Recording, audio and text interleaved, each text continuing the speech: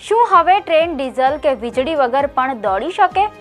શું માત્ર પાણીમાંથી બનેલું ઈંધણ હજારો ટનની ટ્રેન દોડાવી શકે? શું હાઇડ્રોજન ટ્રેન માટે અલગ પાટા બનાવવામાં આવ્યા છે કે સામાન્ય ટ્રેક પર જ દોડશે? આખરે ભારતની પહેલી હાઇડ્રોજન ટ્રેનમાં એવું શું ખાસ છે કે આખી દુનિયાનું ધ્યાન ખેંચાઈ રહ્યું છે? ચાલો જાણીએ ભારતની પહેલી હાઇડ્રોજન ટ્રેનમાં એવું શું ખાસ છે. લોકસત્તા શોમાં આપનું સ્વાગત છે. કલ્પના કરો તમે ટ્રેનમાં મુસાફરી કરી રહ્યા છો. ટ્રેન દોડી રહી છે પરંતુ ક્યાંય ડીઝલનો અવાજ નથી, ધુમાડો નથી અને છતાં ટ્રેન પૂર ઝડપે આગળ વધી રહી છે. આ કોઈ ફિલ્મનું દ્રશ્ય નથી, પરંતુ હવે ભારતમાં હકીકત બનવા જઈ રહ્યું છે. 17 જુલાઈથી ભારતીય રેલવે દેશની પહેલી હાઇડ્રોજન ફ્યુઅલ સેલ ટ્રેન શરૂ કરવા જઈ રહી છે. આ ટ્રેનને વડાપ્રધાન નરેન્દ્ર મોદીજી હરિયાણાના જીંદ રેલવે સ્ટેશનથી લીલી ઝંડી બતાવશે. આ સાથે ભારત હાઇડ્રોજન ટ્રેન શરૂ કરનારા ગણતરીના દેશોની યાદીમાં સત્તાવાર રીતે સામેલ થઈ જશે. એટલે આ લોન્ચ માત્ર નવી ટ્રેનની શરૂઆત નહીં, પરંતુ ભારતીય રેલવે માટે એક ઐતિહાસિક ક્ષણ પણ બની રહેશે. હરિયાણાના જીંદથી સોનીપત વચ્ચે દોડનારી આ ટ્રેન ભારત માટે માત્ર નવી ટ્રેન નથી, પરંતુ નવી ટેકનોલોજીના યુગની શરૂઆત છે. પણ દર્શક મિત્રો, સવાલ એ છે, આખરે આ ટ્રેન ચાલે કેવી રીતે? પણ એક મિનિટ, જો ટ્રેનમાં ડીઝલ જ નથી તો શું તેની અંદર કોઈ બેટરી લગાવવામાં આવી છે? જવાબ છે ના. આ ટ્રેન પોતાની જરૂરિયાત મુજબની વીજળી રસ્તામાં જ પોતે બનાવે છે, એટલે તેને ડીઝલની જરૂર પડતી નથી અને સામાન્ય ટ્રેનની જેમ ઉપરના વીજ તાર પર પણ આધાર રાખવો પડતો નથી. આ જ તેની સૌથી મોટી ખાસિયત છે. આ ટ્રેનમાં ડીઝલ એન્જિન નથી, તેના બદલે હાઇડ્રોજન ફ્યુઅલ સેલ લગાવવામાં આવ્યો છે. જ્યારે હાઇડ્રોજન અને હવામાં રહેલો ઓક્સિજન એકબીજા સાથે પ્રતિક્રિયા કરે છે ત્યારે વીજળી ઉત્પન્ન થાય છે. એ જ વીજળી ટ્રેનના મોટરને ચલાવે છે અને સૌથી ચોંકાવનારી વાત, આ પ્રક્રિયા દરમિયાન કાળો ધુમાડો નહીં, કાર્બન નહીં, પરંતુ માત્ર પાણીની વરાળ બહાર આવે છે. એટલે આ ટ્રેન પર્યાવરણ માટે પણ ઘણી અનુકૂળ માનવામાં આવે છે. હવે તમને લાગતું હશે કે આવી ટ્રેન માટે કદાચ અલગ પાટા બનાવવામાં આવ્યા હશે, પણ એવું નથી. આ ટ્રેન સામાન્ય રેલવે ટ્રેક પર જ દોડશે. બદલાવ માત્ર એન્જિન અને તેની ટેકનોલોજીમાં કરવામાં આવ્યો છે. હવે સૌથી મોટો સવાલ, આટલી મોટી ટ્રેનમાં હાઇડ્રોજન ભરાશે ક્યાંથી? તે માટે જીંદ સ્ટેશન પર ખાસ ગ્રીન હાઇડ્રોજન પ્લાન્ટ બનાવવામાં આવ્યો છે. અહીં પાણીમાંથી હાઇડ્રોજન તૈયાર થાય છે, તેને હાઈ પ્રેશર ટાંકીમાં સંગ્રહ કરવામાં આવે છે અને પછી ખાસ ફ્યુલિંગ સિસ્ટમ દ્વારા ટ્રેનમાં ભરવામાં આવે છે. આ ટ્રેનમાં 10 ડબ્બા હશે. લગભગ 682 મુસાફરો મુસાફરી કરી શકશે અને તે દરરોજ જીંદથી સોનીપત વચ્ચે નિયમિત સેવા આપશે.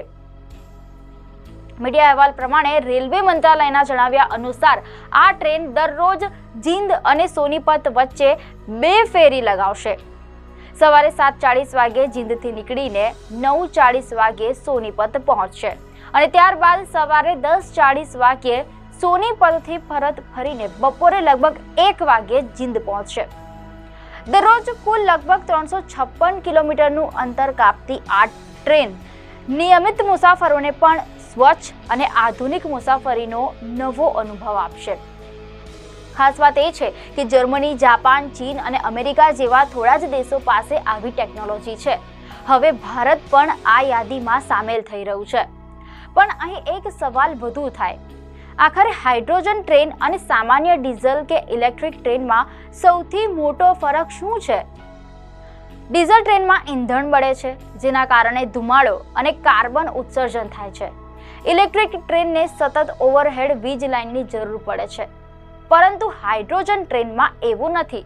તેમાં હાઇડ્રોજન ફ્યુઅલ સેલ પોતાની જાતે જ વીજળી ઉત્પન્ન કરે છે, એટલે કે ટ્રેનને ડીઝલની પણ જરૂર પડતી નથી અને દરેક જગ્યાએ વીજળીના તાર પર પણ નિર્ભર રહેવું પડતું નથી.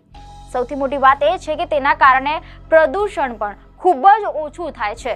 એટલે આ માત્ર નવી ટ્રેનની શરૂઆત નથી, પરંતુ સ્વચ્છ ઉર્જા, આધુનિક ટેકનોલોજી અને ભારતીય રેલવેના નવા ભવિષ્યની શરૂઆત છે. પરંતુ અહીં એક સવાલ વધુ ઊભો થાય છે, જો આ ટ્રેન એટલી જ આધુનિક છે તો શું તેમાં સામાન્ય ટ્રેન કરતાં વધુ જોખમ હશે? દર્શક મિત્રો, મીડિયા અહેવાલ અનુસાર ભારતીય રેલવેનું કહેવું છે કે હાઇડ્રોજનના સંગ્રહથી લઈને ફ્યુલિંગ સુધીની સમગ્ર પ્રક્રિયા આંતરરાષ્ટ્રીય સુરક્ષા ધોરણો મુજબ તૈયાર કરવામાં આવી છે, જેથી મુસાફરોની સુરક્ષા સાથે કોઈ સમાધાન ન થાય. પણ હવે સૌથી મોટો સવાલ એ છે કે આખરે આ ટ્રેનમાં હાઇડ્રોજન આવશે ક્યાંથી? શું કોઈ ટેન્કરમાં ભરીને લાવવામાં આવે છે કે પછી દરેક સ્ટેશન પર પેટ્રોલ પંપની જેમ હાઇડ્રોજન પંપ હશે?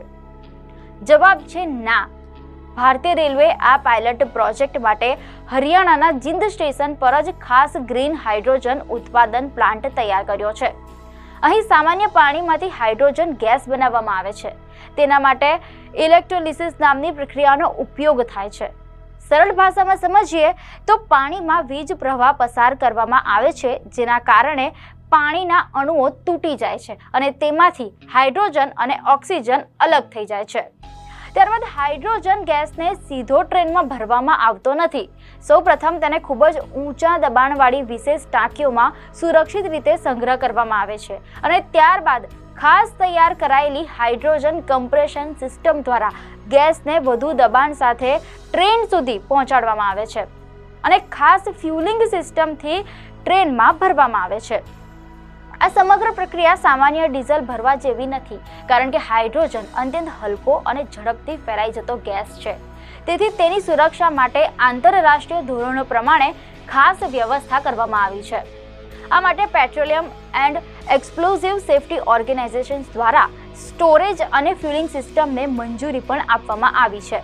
ઉપરાંત કોઈ ટેકનિકલ ખામી સર્જાય તો તેના માટે વધારાનો કમ્પ્રેસર અને જરૂરી સ્પેર પાર્ટ્સ પણ તૈયાર રાખવામાં આવ્યો છે. દર્શક મિત્રો, હવે એક રસપ્રદ વાત. ઘણા લોકોને લાગે છે કે હાઇડ્રોજન ટ્રેન માટે કદાચ નવા પાટા બનાવવાના પડ્યા હશે, પરંતુ એવું બિલકુલ નથી. આ ટ્રેન એ જ સામાન્ય રેલવે ટ્રેક પર દોડશે જ્યાં આજે ડીઝલ અને ઇલેક્ટ્રિક ટ્રેનો દોડે છે. એટલે મુસાફરોને કોઈ અલગ પ્રકારનો ટ્રેક જોવા નહીં મળે. બદલાવ માત્ર ટ્રેનના એન્જિન અને તેની ટેકનોલોજીમાં કરવામાં આવ્યો છે. હવે સવાલ એ છે કે ભારત માટે આ પ્રોજેક્ટ આટલો મહત્વનો કેમ માનવામાં આવે છે? કારણ કે હાલમાં દુનિયામાં માત્ર થોડાક દેશો જેમ કે જર્મની, જાપાન, ચીન અને અમેરિકા જ હાઇડ્રોજન ટ્રેન પર કામ કરી રહ્યા છે અથવા તો તેનો ઉપયોગ કરી રહ્યા છે. હવે ભારત પણ આ યાદીમાં જોડાઈ રહ્યું છે.